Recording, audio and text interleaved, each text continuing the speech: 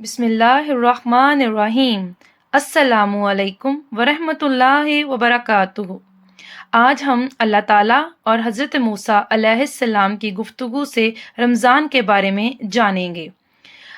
ایک بار موسیٰ علیہ السلام نے اللہ سے پوچھا کہ یا اللہ، جتنا میں آپ کے قریب ہوں، آپ سے بات کر سکتا ہوں، اتنا کوئی اور قریب ہے؟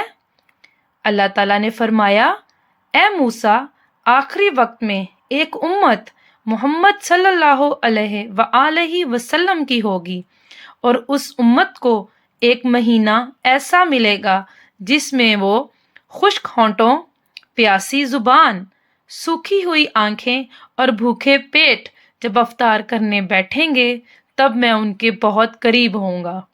موسیٰ، تمہارے اور میرے درمیان 70 پردوں کا فاصلہ ہے، لیکن افطار کے وقت اس امت اور میرے درمیان ایک پردے کا فاصلہ بھی نہیں ہوگا، اور جو وہ دعا مانگیں گے اسے قبول کرنا میری ذمہ داری ہوگی۔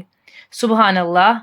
اگر میرے بندوں کو معلوم ہوتا کہ رمضان کیا ہے تو سب تمنا کرتے کہ کاش پورا سال رمضان ہی ہو۔